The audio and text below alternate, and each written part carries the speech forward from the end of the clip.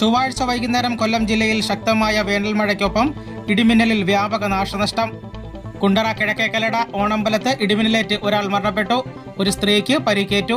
ഓണമ്പലത്ത് saint Mary's cashew ഫാക്ടറിയിലെ security ജീവനക്കാരൻ മണ്ണടി സ്വദേശി 65 വയസ്സുള്ള തുളസീധരൻ പിള്ളയാണ് മരണപ്പെട്ടത്. ചൊവ്വാഴ്ച വൈകുന്നേരത്തോടുകൂടിയായിരുന്നു സംഭവം. ഫാക്ടറിയിൽ നിന്നും ചായ കുടിക്കാൻ പുറത്തു പോയിട്ട് തിരികെ വന്നപ്പോഴാണ് മിന്നലേറ്റത്.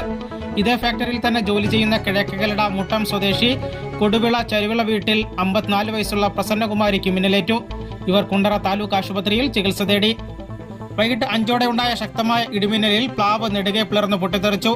പോരുവഴി അമ്പലന്ത് ഭാഗം ശ്രീപാദം വിജയകുമാറിന്റെ ഉടമസ്ഥയിലുള്ള പുരയിടത്തിൽ നിന്ന കൂറ്റൻ പ്ലാവാണ് ശക്തമായ ഇടിമിന്നലിനെ തുടർന്ന് നെടുകെ പിളർന്ന് പൊട്ടിത്തെറിച്ചത്. പ്ലാവിന്റെ കഷ്ണങ്ങൾ സമീപത്തെ റോഡിലും പുരയിടത്തിലും തെറിച്ചു വീണു. ഉഗ്രശബ്ദത്തോടുകൂടിയാണ് പ്ലാവ് പൊട്ടിത്തെറിച്ചത്. ഈ സമയം സമീപ റോഡിൽ ആളില്ലാതിരുന്നതിനാൽ വലിയ അപകടം ഒഴിവായി. കിഴക്കേക്കലടയിൽ ഒരു തെങ്ങ്